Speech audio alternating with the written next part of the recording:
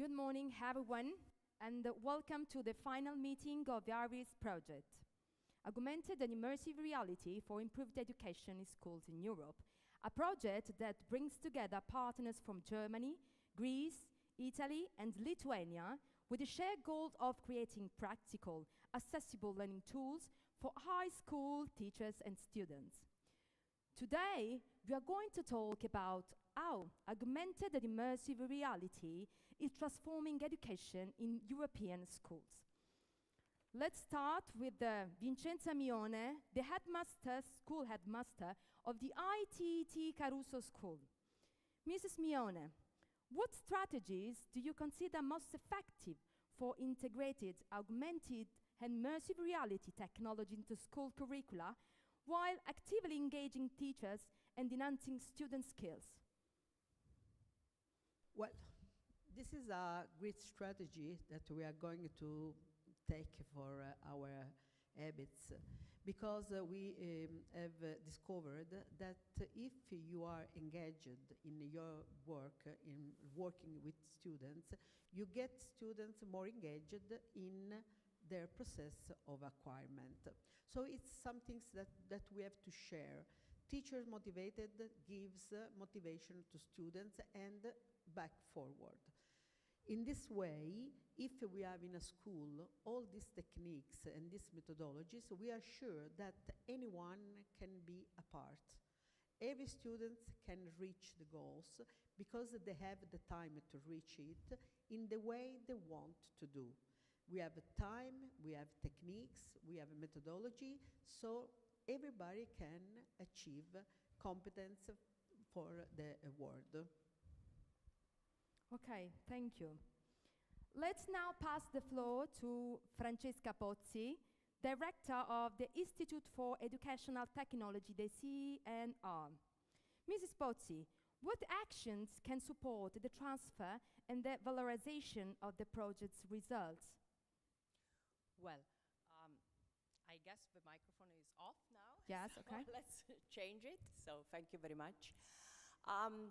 I think when a project like this comes to its end, we are actually achieving the most critical stage, because during the project we have shown that using augmented and immersive reality technologies can improve teaching and learning processes, can support engagement and motivation of students. But now we have to transfer these results into other contexts. That is, so far we have worked with our pilot schools. We have provided teacher training to a number of teachers, and then we have developed for them a number of resources and materials which are now available on the project hub.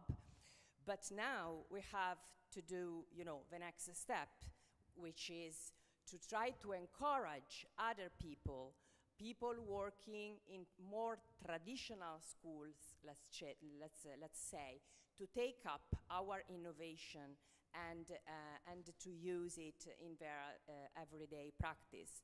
So what can we do to make this little step forward, which is not little, actually, it's quite big, to tell the truth. So there is an interesting book by Everett Roger, which talk about the diffusion of innovation. And it is interesting from this book to learn that, according to Rogers, there are 5 types of people, okay? When you need to introduce an innovation into a system, you have 5 types of people. That is, you have the innovators, okay? They are the more enthusiastic people, very open to innovation.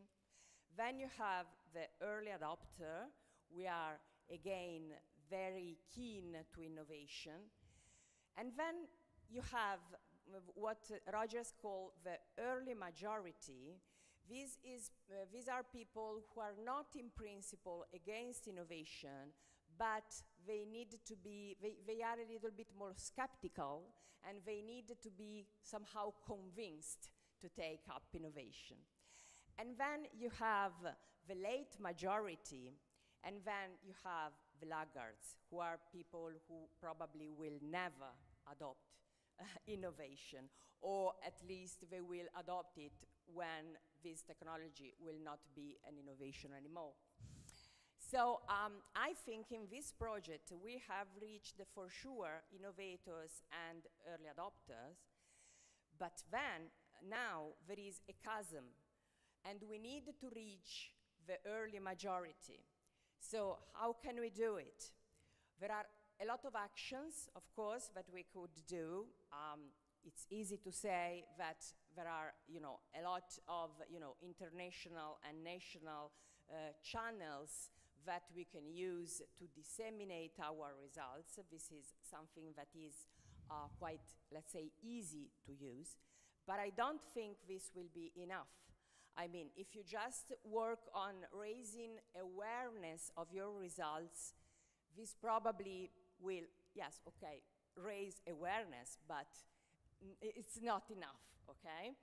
So what we should do now, I think, is to focus on our early adopters. So the teachers that we had in our project, these are our ambassadors. These are the people who, with their energy, with their enthusiasm, can be, the voice of the project. They can show the benefits of our results to the early majority, showing that our results are not only innovative, but they are also compatible with the context. Because, in school, one problem that you often have is that there are barriers to innovation, to inject innovation. But in this project, they have worked to integrate these tools and these approaches into already existing curricula. This is very important. It's a crucial point that we need to show. So we need to elicit case studies, testimonials, interviews, whatever you want, to elicit from our ambassador and to reach the early majority. We have to have this early majority possibility to test and to experiment, to use in first person our results. This is, let's say, sort of bottom-up approach.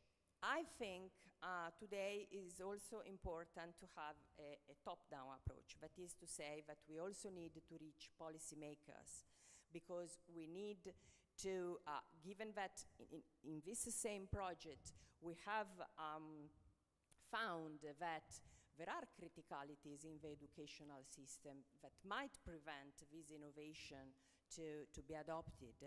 We have to reach policymakers and find for them solutions, alternatives in the way our schools are organized in these days. And what we need to do is to reach them, to give them recommendation, guidelines, suggestion, call it as you want, but we need our role now is to provide them with inputs in such a way that they can reconceive, rethink the educational system in a more compatible way in respect to the competencies that today we need to develop in our students. So this is my point. Thank you very much. And now I'd like to introduce you the next speaker, Laura Daricello from the National Institute of Astrophysics, Palermo. Mrs. Daricello, how can integrated and immersive realities technologies make scientific outreach in schools more engaging, more accessible, sparking curiosity and interest in STEM subjects? What a nice question. How many hours do I have to answer? No, of course, a few minutes. Yes, just a few minutes. Of course, I'm joking, but as all the researchers involved in the project explained this morning, for instance, one of the first points is that students can, with immersive technologies, can experience firsthand environments. For instance, I work for the National Institute of Astrophysics, so they can explore on their own an environment where a star is dead, a supernova explosion, and they can go around in this environment and understand and see and touch and know everything about chemical distribution or magnetic fields. And this is one first point. It is an active learning, not a passive way of learning. They explore like visitors in a new environment. For instance, astronomy is a really good place, good subject to study with immersive technologies, because it is so distant. Stars are distant from us, and it is a way to explain research how it is today. For instance, my colleagues studies exoplanets, the planets which orbits around stars different from the sun. And students are not used to think about exoplanets and other stars different from the sun. They usually know the solar system, and they can go there and see what happens in a planet similar to Earth, why it is not inhabited, because there are different conditions, for instance. This is one first point. Another point is that thanks to augmented reality, immersive reality, people can do experiments. For instance, they can enter into laboratories and make experiments, but they can do that in safe environment, and so that they can train. And when they go in dangerous laboratories, for instance, they are able to do things, and they don't risk anything at all. There are many other things. For instance, when you say the critical thinking, for us is a very important point, because we are, like the CNR, public entities. So we live on the funds of the taxes of the people. So we must give back our research to people, and we want them to understand, and when they will become politicians or men or citizens in the future, when they grow up, they have to decide of our future, of our research, of the funds that I have to study and to go ahead with my research. So for us, it's really important that they understand, that they experience and understand things, so that they can put it in practice. But there are also many other things. For instance, immersive technologies are inclusive. They give the same opportunities to different people. For instance, one of the last work I did is the virtual reality of CTAO, the Cherenkov telescopes, which they are building in La Palma, in Spain, and then in the desert of Atacama.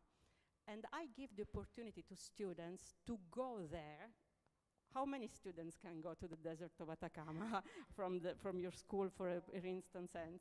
And they can walk around the telescopes. There are very big telescopes, and understand how do they work, and also which is the object of their, the target of their research. And or Cherenkov astronomy, what is it? You can observe gamma ray because they are over the atmosphere, but there are some telescopes that can do that.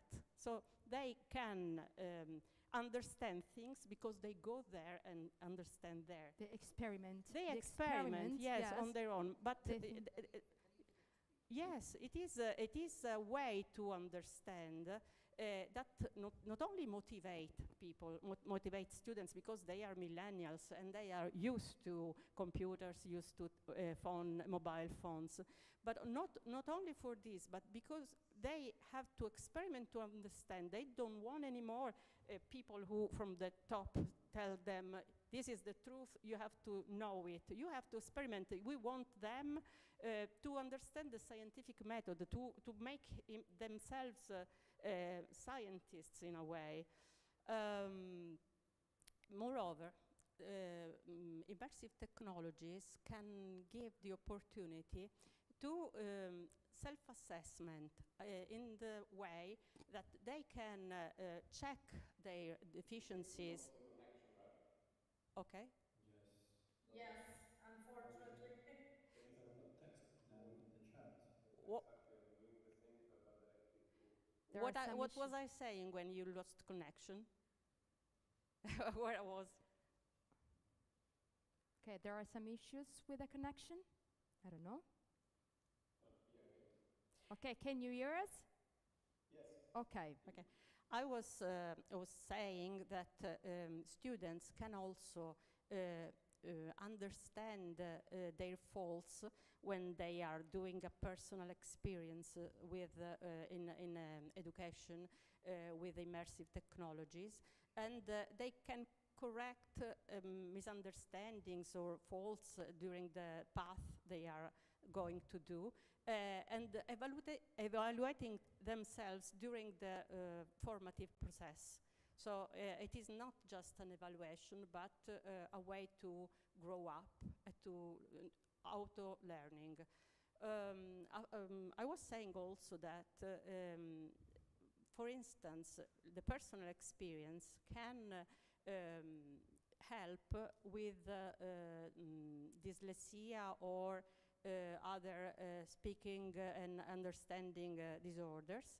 And immersive experiences with the multisensoriality, the audio, the also imaging, can support people who are normally disadvantaged in this kind of education, of learning. I think it's very interesting. Thank you very much. Yes. Can I make a comment? Yes, of course. No, I just wanted to stress something you said, which is, to me, it's very important. When you said, today our students are millennials, okay, so they don't like anymore if, this transmissive approach where there is a teacher who, simply pour his or her knowledge into their minds. And I think this is not only true, but I think technologies in this sense give us an opportunity to change our methods, to innovate our methods. So, in this project, for example, yes, they use the technology to experiment, to experience phenomenon and contents, but also they worked in groups, which is, really the value, I think, in terms of methods of this project. So they, not only they explore the contents, but also they learn to work together. They learn to stay together and to create a community, which is something, it's, I think, fundamental in these days. It's very important. It's fundamental in education, yes. Since I am an headmaster, I have to notice that there is a big problem, which is the contract of teachers. Because we don't have the opportunity to have teachers disponible to do this. They have to do such a lot of hours in different classrooms and not in a laboratory. We have to change the organization of the school. If we want that this become a reality, we have to change the organization of the school.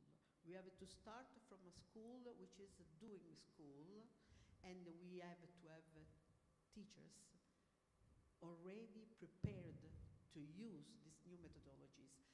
Teachers are not coming all from INAF or CNR, I don't know from where they come now. Sometimes they're here as a chance.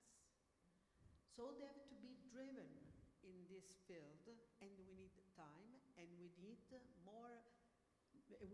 be more free in the contract. The contract make us a lot of edges, and we can't be challenging in this field. This is a very great problem for us, because now we are talking about ideas, but at school, these ideas should become facts. And to have facts, I have to have people, teachers, students, and technologies. I have to have all of this to organize a new school, because what we are thinking about now is a really new school. It's not the school we did as I was a child, not you, but it was I was a child. Also, Okay, from page here to page there, from page 9 to page 29, study this is all.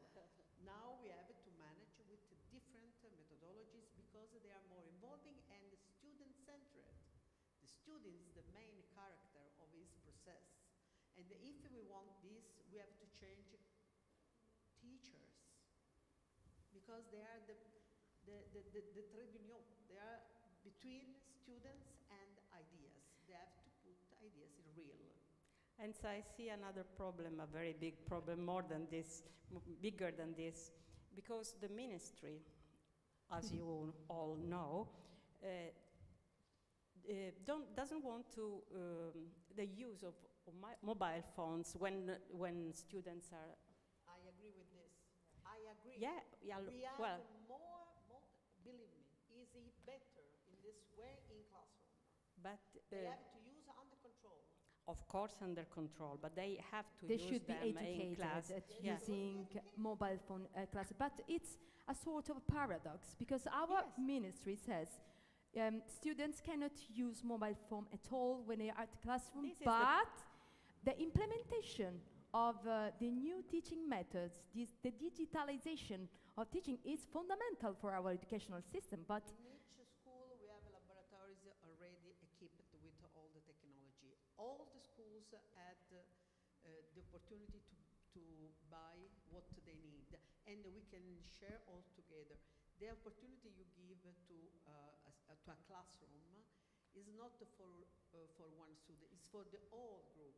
If we go to see a star, we go all together in the same moment. In the same classroom, with the same technology. If I have an iPhone which is not good to do this, I will stay apart. Yes. If I have to use your own technology, it is not possible to share all the technology all together with the same opportunity. I understand your point, but you were talking about teachers, old-style teachers, for instance. When the ministry says you have to stop mobile phones when students are so young and things like that, they, of course, can answer you when you say in our laboratory we can do that. They, of course, can say no, the ministry said not. And you can compare Italian students with foreign students. We will go to the secondary schools, for instance. Disadvantages in respect of other countries. This is my point. Teachers said to me that the lesson is better now. Okay. Before, last year wasn't so freely, so calm, so challenging, because they were always thinking about the message arriving from the girlfriends or the boyfriend. So It depends. this is why our telephone should be closed. If we need, we use, but we use iPad, we use computers, we use everything school has. Any school has. There is no more schools which hasn't a good laboratory or a good technology to give to students. So I was afraid of these things that the minister did. But now I've talked about with my teachers, and they said to me that the lesson is better. They are all calm, and they are ready to learn. They are not stressed by the phone. Of course, everything must be under control. But in my opinion, young students can, if they have the possibility to experiment, for instance, augmented reality, for their target, of course, under control, they can go further with computational thinking, with always also the way you, if you explain them how to do things, how to use augmented reality, how to create your own app with the right software. If they do as homework, I agree and I'm happy for this. But in many occasions I see now that it is felt just like to go back to not to face the challenges of the future, and like a disadvantage for our students. So maybe the solution should be educate students and teachers as well. Of course. And we're going to see at the end of the year Yeah. the results of this first year without phone in classroom. We're going to see what happened. For research here, a lot of research. Yes. Okay, let's continue this interesting conversation with our online guest, Davide Taibi. Welcome, Davide Taibi, from the CNR ITD Italy. Mr. Taibi, what future scenarios do you envision for ARIES? And how might these experiences impact teacher training and student learning across Europe? Thank you for inviting me and giving the opportunity to provide my view on the future of ARIES and the topic that we face in ARIES. And I was involved in the implementation of the ARIES project, and now starting from the 1st of October, I will be the coordinator of another Erasmus Plus project named AIR, that stands for Augmented Immersive Reality in Higher Education, in which all the results that today have been also presented by the work group and being implemented in ARIES with a specific focus on the higher on the secondary school will be practically transferred in the higher education. We will leverage all the experiences that we developed within the ARIES project. Was fundamental, was successfully, as you have seen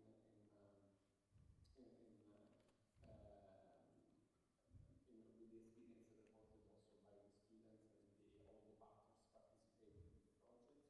And our attempt will be to face all the new challenges that we have to cope with in the higher education domain, in which we will have more specific topics, we will have different disciplines. Also, students have different interests in the use of this technology, and we also have to move the focus more not in the technological side, but also in the methodological side, which aim to study which is the best way and most effective way in which these technologies can be applied in the higher education domain. Actually, again, I don't know how many times we have, so probably I will give time to the others to continue. If we have time at the end, I can come back to the other topics that you want to ask. Okay, thank you, Davide. Now let's continue with Carmen Catalina Rusu from the University of Galati, Romania. Mrs. Russo, what future prospects do you see for ARIES at the European level, and how might its results be leveraged in university or future projects? Okay, I'm hoping that you hear me well. Yes, we can hear you.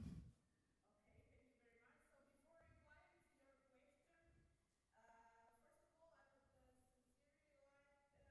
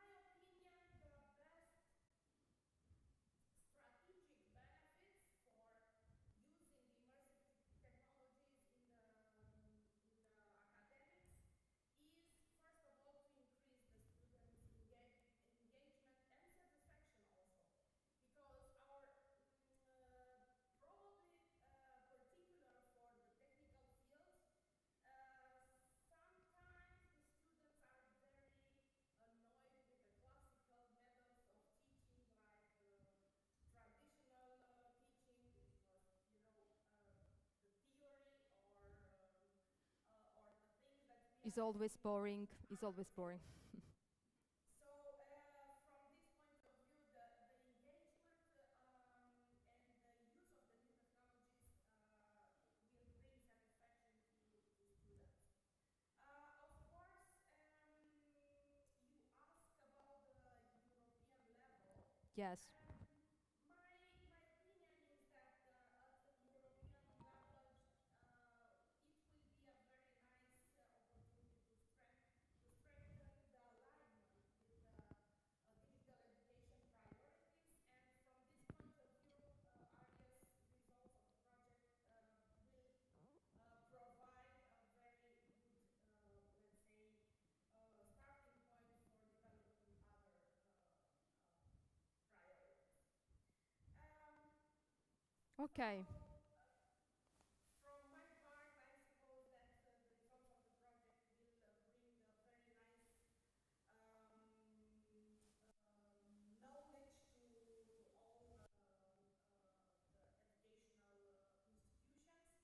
and of course the fact that the rapid evolution of the immersive technologies is reshaping right now the global education. That means that we should stay aligned with it. So let's make this an opportunity to, let's say, to progress together and to embrace these new technologies. Thank you very much, Carmen. Now let's continue with the Roman Sarpanov from the Shalu Tech, Lithuania. Mrs. Sarpanov, how can a technical creativity center like Shalu Tech contribute to the ARIES? And how might this technology transform teaching and learning? Hello, everyone. First of all, I would like to thank you for inviting me to participate in your conference and your multiplier event. Uh, I would see the use of the results of the project probably in three areas. So first of all, as a professional development of educators and teachers, because I can talk from our own perspective because we are a technical center and we focus on STEAM education. And if you take a look what's happening in Lithuania, I believe teachers and educators, they use AR or IR technologies, but not on a regular basis, but mostly fragmented. And I think it could be a very good niche to teach them and see how this could be applied and used in educational content. And here we have this another point. By using these technologies, we can, of course, enrich educational content and reach higher engagement of students. Uh, Especially, I believe, in primary school education or preschool education. So, because when a small child sees something coming from virtual world into physical space, it shocks them in a very positive way. And of course, it can be a very nice tool for practicing for higher school kids. But also this side of this, that higher engagement, also probably see some risks in here. So we have to be careful with the content we are providing and how kids engage with them. Is if we talk, for example, STEAM education, and we can talk about different sectors, medicine, architecture.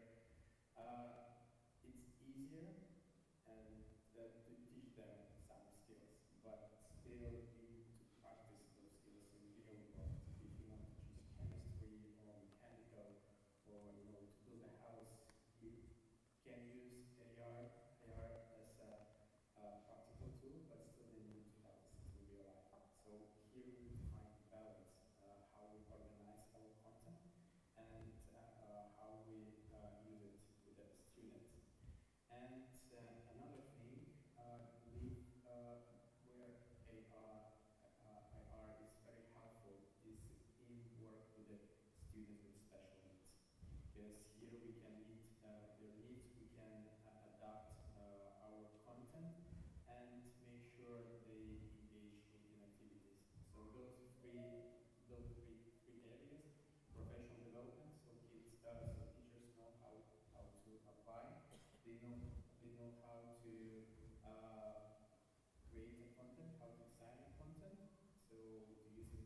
education, and then special education needs. So this is how I truly believe the results of this project would be used. Thank you. Okay, thank you very much, Mr. Sarpanov. Now, I'd like to introduce you, Dimitrov Theokaris from the educational consultant Trikala. Good morning, Mr. Theokaris. What opportunities do you see for ARIES in secondary education, and how could this technology positively influence teacher skills and student experiences? It's an honor to me to join this roundtable. ARIES program shows that augmented reality and immersive reality can enrich teaching and learning, fostering creativity, collaboration, and inclusion. As an educational consultant, I believe the next challenge is to ensure that this innovation practice moves beyond pilot projects and becomes sustainable in everyday school life. This requires supporting teachers with training, integrating immersive tools into curricula, and building strong relations between schools and research centers, and also the local community. Uh, First of all, ARIES project offers a concrete way to enhance the teaching of complex subjects. Abstract concepts in mathematics, science, or even literature can be visualized and experienced interactively. For example, chemical bonds can be manipulated in three dimensions, solar systems can look, and even poem can be explored as an immersive landscape. It transforms the learning from memorization into exploration, helping students understand and remain knowledge more effectively. Second, ARIES project represents the opportunity to increase motivation and engagement. Reports from the past demonstrate that even students who were previously less motivated became active participants when they learn augmented reality. By combining familiar digital tools with creativity and problem solving, students experience lessons as meaningful, interactive, and enjoyable. Such engagement is crucial for fostering curiosity, competence, and a lifelong interest in learning. Third, the project supports development of key competencies for both students and teachers. Students gain not only a specific knowledge, but also essential skills such as leadership, collaboration, creativity, and most of all, critical thinking. On the other hand, teachers develop their professional competencies by learning to integrate augmented reality immersive learning. The adoption of the augmented reality and immersive reality in education represents a significant step toward innovation in teaching and learning. For the teachers, opening the opportunity to strengthen their digital pedagogy and professional competence. For the students, the benefits are equally transformative. The augmented and immersive reality makes abstract concepts visible and tangible. So, I think we must empower teachers to become more innovative, become digital educators, and provide their students with engaging, meaningful, and future operating experience. By embracing these technologies, school can transform the classroom into a space of exploration, creativity, and that's good for all of us. Okay, thank you very much, Mr. Theokaris. If you don't have any further questions, I'm... Only Okay. Only one thing. Hearing your speech, I had a dream, a few minutes. It would be very nice if we could have a vertical curriculum going from 6 years old till 18 years old. Just taking hand by hand each student, we can give him the way to reach the good way to use technologies, because technologies should be driven good if we don't want to lose our personality, our humanity field, because we never have to lose the part human we have. Don't be only mechanical, but we have something inside, emotion. So it will be very, very nice if we could have this sort of curriculum going, making it grow the students from 6 years old till 18, till the high school, just developing very well in the same way, using the same methodologies. This is a great dream. And we need the policy and organization and funds and this cooperation till people with other people which join together because they believe in the same dream, having a new society well done in humanity as well as in technology. A dream that could come true. Why not? I think we all share Enza's dream. And I want to add something. For instance, this institute where we are at the moment created a very, very big and formed laboratory. And it is not only learning in the school years, but thanks to these laboratories, they give the opportunity to students and to internships, for instance, to work in society. They give to the students the means to work and to facilitate, skills for life, and they facilitate their entrance in the world of work. The modern world. Can I make just a final reflection? My impression is that, yes, we share a dream, a common dream, which is quite a systematic change, the need for quite a revolution, I would say, of the educational system. So while I totally agree with this dream, I think this might also require time and effort and, policy actions. So